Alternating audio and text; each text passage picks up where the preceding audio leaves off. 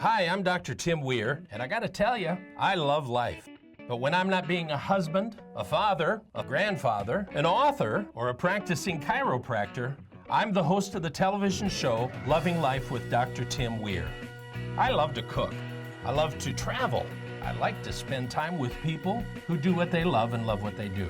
Join me and Elvis for the next 30 minutes as we help you discover how to love life.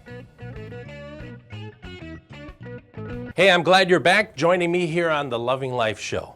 It's all about finding things that you love and then love your life even more, those around you. I'm telling you, there's a lot here that you can find. And so we've got some great things in this episode on diet and health. And our next person right up that's coming next is Jennifer at Whole Foods. She's got some questions. If you got some questions, she's got some answers, so I got some questions for her. So let's go talk to Jennifer. Hey, listen, we're at Whole Foods Market here in Chapel Hill, North Carolina. And there are regional events that are going on all across the United States. We're with the Best Butcher Contest and the Best Fishmonger Face-Off. So what we're going to do today is just watch that. You're going to watch some excellent people work on different types of foods. Totally amazing.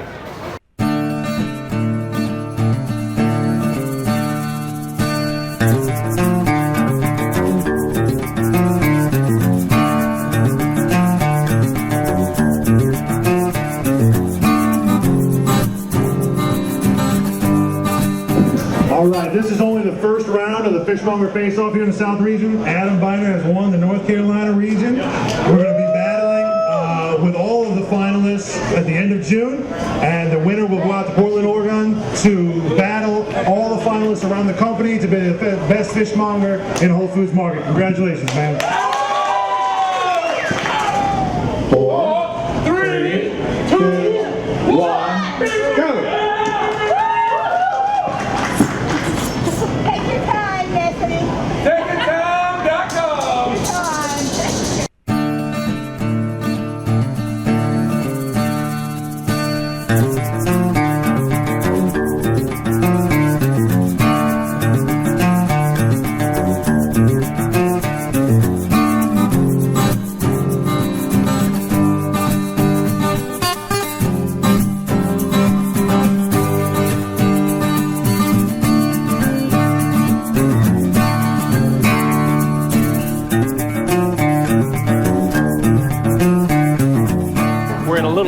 Segment here, and I'm with Michelle. Michelle, we're making Vietnamese beef stew, or pho.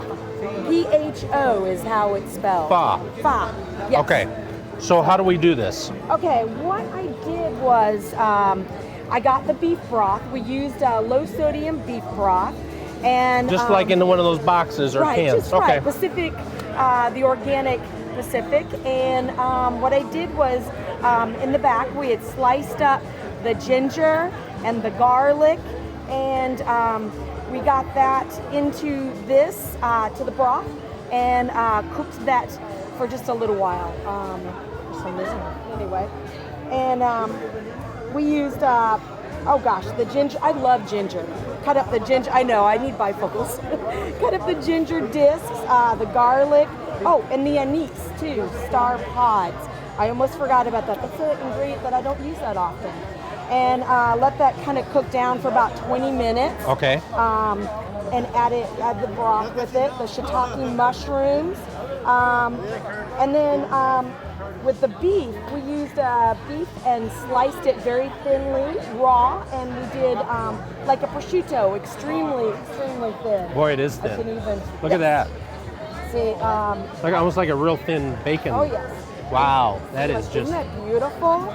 And what I do is so then you put it all together. You assemble it. Right, we okay. assemble it. And it's very easy. You get the broth really, really hot with the shiitake mushrooms in it. So like if you were making this at home, you would have all this stuff on the table where everybody's sitting. Where everybody's and give sitting, everybody a bowl and then just go from there. Right, exactly. So you start with the broth with the mushrooms and everything. Really hot. As you can see, it's boiling. Boiling. And then I'm taking the very thin slices of the beef. Yeah, this is a really great way to have, family gatherings, friends, some nice sake. You just stick it right in there and it cooks it while and it does cook it. because it's so thin, really. Because it's so thin. Exactly. And you just give it a chance. You see how it goes from Yeah, look at that. the bright pink to the kind of dull color. So if you wanted rare meat, you could eat it right away. You could, definitely. My uncle would love that. Definitely. What an easy thing to do, a fun thing to do. I love this. I've never done this before, so it was fun. You learn something new every day. You do. That's what the show is all about, loving life. I'm with Jennifer. Jennifer, thanks for letting me cook with you here a little bit today. Absolutely, we're so excited to have you here. Now, we're cooking blueberry barbecue sauce. That is wild. You know, it's a great twist on an old favorite. You know, everybody's barbecuing this time of year, but it's nice to be able to put that sort of fresh spin on it. In this case, we've gone with blueberries, which are really coming into season now. It's a nice way to balance that fruit with the smokiness.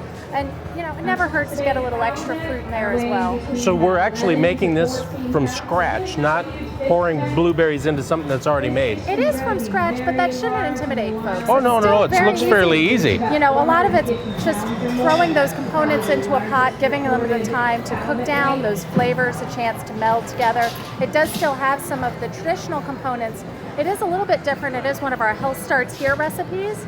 And because of that, it's not going to have any extracted oils or fine sugars. It gets its sweetness from the blueberries, from a little bit of honey. Does still have that tomato paste, a little bit of apple cider vinegar in there. Okay. So the flavor is something that people are used to, but it's just dressed up and made a little bit healthier. So basically in a saucepan, you're going to put the blueberries, the onion, the jalapeno. I started with actually caramelizing the onions a little bit. I'm Okay. a huge fan of building those layers of flavors. Yeah. So you do the onions, and then everything else just gets dumped into the pot. The blueberries, the tomato sauce, or the tomato paste. Then you let that cook a little Let bit. it cook down. This is really what it comes out looking like at the end. For this, I actually took half of it and pureed it, and then left half of it chunky. So you get that sort of blend of textures. That's as a good well. idea. Yeah. Okay. So then basically you take this just like you would a barbecue sauce and put it on whatever you're going to put it on. Exactly. You got some tofu. Today I chose some tofu just as a nice way to let folks actually taste that barbecue sauce. The nice thing about tofu, of course, is it really takes on the flavor of whatever you cook it Exactly. with. So here it's a nice way to taste it, but you could certainly use it with pork, with chicken, with some nice fresh fish. So this is something that's already cooked It's here. already cooked. It's waiting for you to try it. Now, would you try this on halibut too? I think it would be great on halibut. I think a nice fresh green salad on the bottom with some barbecued halibut on top. Kind of sweet, and it doesn't overpower it would be the meat or the whatever you put it on. Yeah. And do you actually come to people's houses and do this, or you just? I don't come to people's houses. I am in charge of the program here in our store, so I hold classes. I do meetings, we do a book club. We're lucky enough that actually all of our Triangle area stores have a healthy eating specialist. So everybody's got somebody like me who's available for cooking, talking about healthy eating, healthy lifestyles. That's really nice, you know that? It really is. It's a wonderful aspect of Whole Foods Market, I believe. So regardless if you're in North Raleigh, Chapel Hill, Cary, California, wherever you're watching the show, you can go to your Whole Foods store and get some advice. Absolutely. Awesome. Thank you for letting me be here today with Thank you. We're so happy to have you. Hope you enjoyed that episode at Whole Foods Market. Wow, talk about all kinds of foods. And they're all over the Triangle area. Some great places to go. Learn how to love life even more. Don't change the channel because we got more coming up. Hey, I hope you're enjoying this episode of Loving Life because we're talking about health, fitness, all that kind of stuff, all that good stuff. And what I did is a couple years ago, I went to downtown Wake Forest, North Carolina, went to Herb Fest. I'm telling you, there's herbs I had never heard of. Let's go join Bob right now and we'll talk about some of those herbs. Hey, if you're looking for something fun to do, you got to keep your eyes open in the newspapers and everything for fun things to do. But I'm actually here at Herb Fest and I'm with Bob Johnson. Bob, thank you for letting me come and talk to you. Oh, hey, my pleasure. Thanks for showing people about the Herb Fest. You love gardening, don't you? I love herbs, and you know, it's interesting because when we do the Herb Fest, people want us, and even some of our volunteers, they say, it's a plant sale, it's an herb sale, and I go, no, it isn't. It's a lifestyle festival. Yeah. The people that come here are generally looking for answers to how can I live healthier, how can I eat better, how can I feel better. and they tend to be more into the organic type, natural stuff. Right. And I always tell the people when they come, they want to say, a group, I'll eat a bunch of weeds and I'll be healthy. Well, not really, because a lot of those weeds can harm you. Exactly. It's not eating the weeds many times that makes you healthy. It's once you acquire a palate for healthy foods, you no longer want the heavy starches, the salts, the sugars. You modify your intake of negative foods because you change your palate and you have the convenience of having herbs that as you cook, you have a kitchen garden. As you walk into the house, you get one of the little blackberries from a thornless blackberry and you eat it. I mean, there's many things. We walk out on the back of our house, and rather than adding salt, I add salt practically to nothing. Now, I think we need salt. Exactly. I just don't want it. You don't need excessive salt. Right. So I'll go to the deck, pluck off a good Greek bay leaf, put a fresh bay leaf in my chicken, and start cooking. Now I acquire a taste for bay, and the way it seasons. I have lost my taste. I cannot stand bunches of salt, and so it has forced me, and my family, when we go to the frozen food counter and you get the prepackaged stuff, I tell you. Well, and I think part of the reason we put so much salt in because there's no flavor from spices or herbs or anything else in there. So learning how to do that is so important. That's exactly.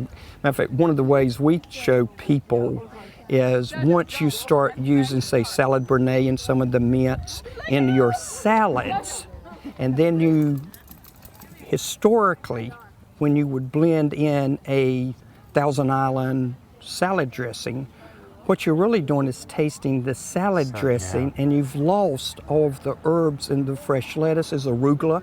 So you change that, and people don't want to use the salad dressings. They use anymore. Yeah. You've been doing this how long? This is the 13th consecutive year of the Herb Fest.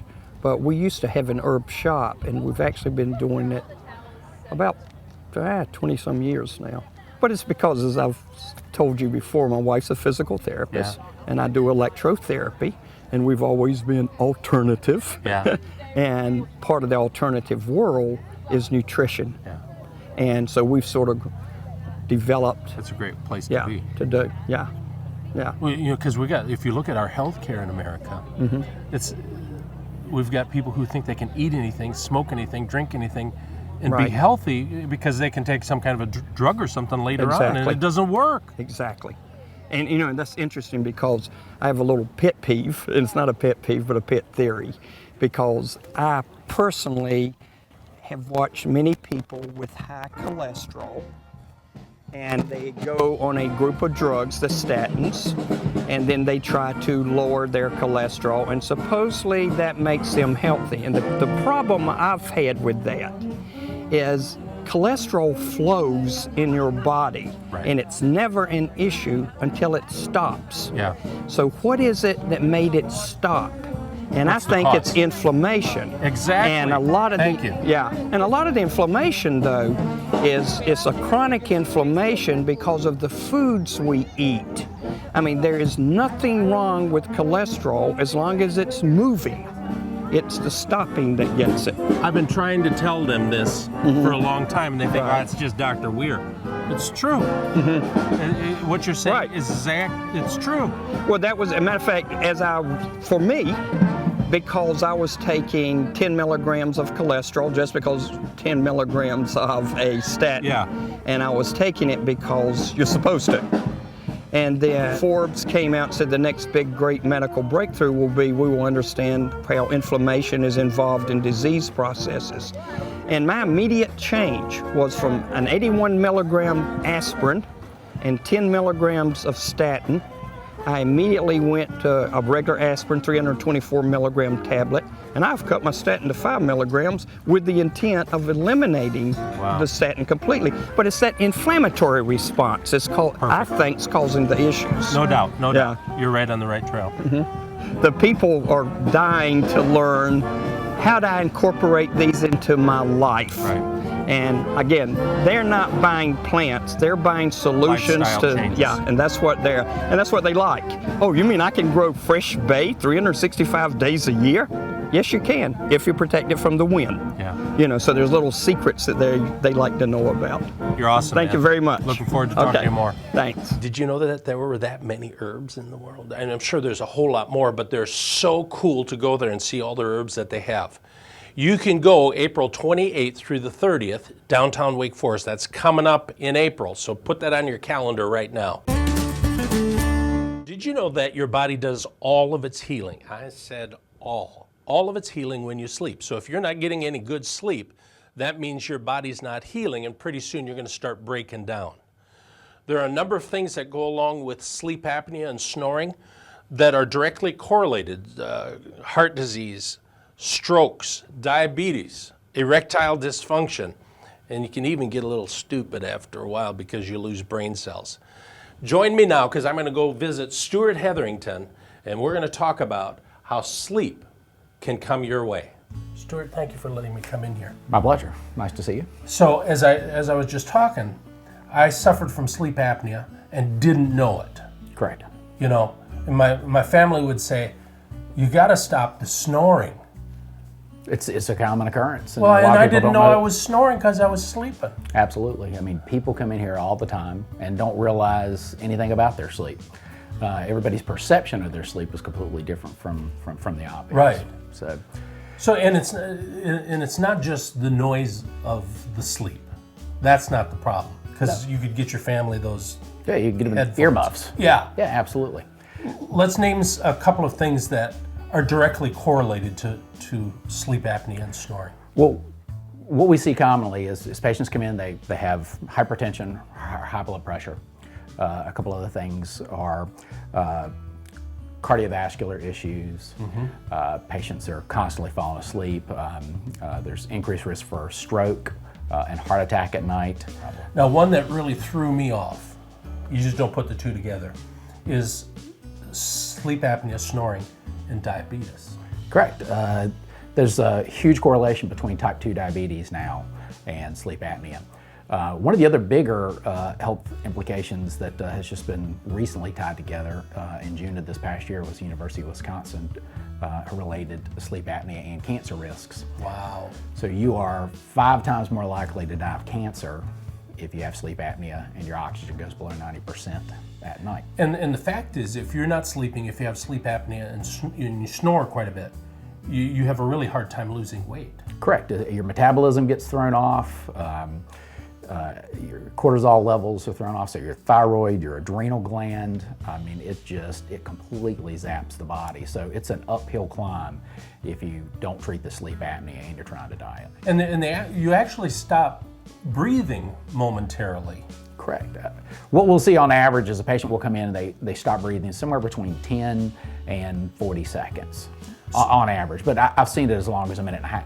So to save somebody's life, they really need to come in and have what is called a sleep study done. Correct, absolutely. If you need to come in and be observed through the night with EEG leads, and there's several other belts and wires that are attached to you, and we just monitor your entire nighttime pattern of sleep, and then we can tell how often you're waking up, how low your oxygen's going, and just how terrible your sleep is, essentially. Can we look at your Yeah, facilities absolutely. and what you've got? Let's come go on take back. a look. Basically, you hook them up to all the wires and everything, the EKGs, probably a There's a nasal cannula. cannula to measure the pressure in their breathing, and we're able to just track the whole shebang, so to speak, with your sleep. We're going to know when you get up in the morning, like I said, how long you're averaging stopping breathing, how frequently you're waking up, and then when we kind of sit down and put that whole picture together for you,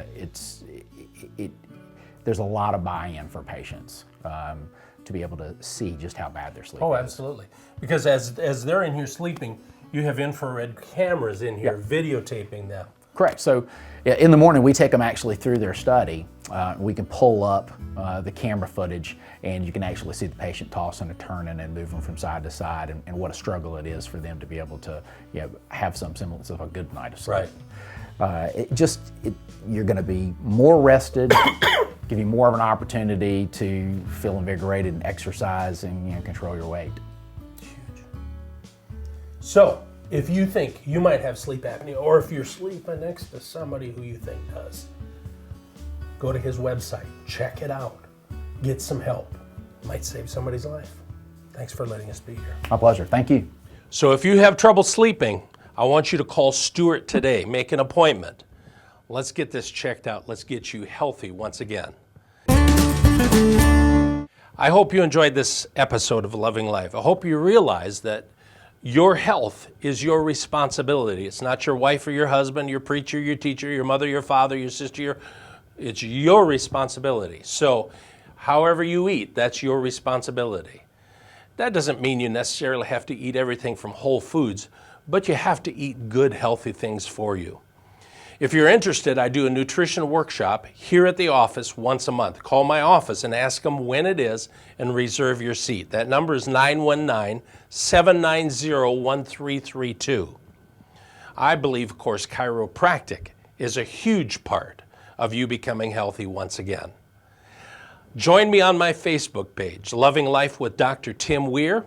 You can also go to my website, www.drtimweir.com. And if you want to be on the show with me, let's say you know how to cook something, you know how to bake something, you know how to make something, you know how to do some type of craft, I don't care what it is.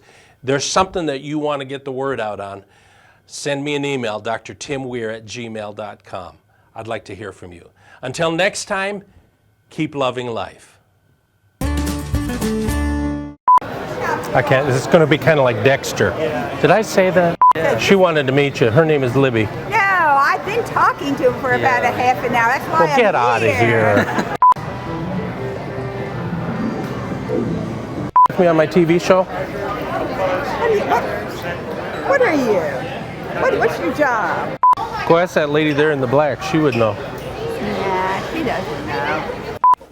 Hey, what's going? You're sucking your thumb? Oh, excuse me. Sorry, excuse me. It's like a little elephant. That quickly. Luke, this is your father.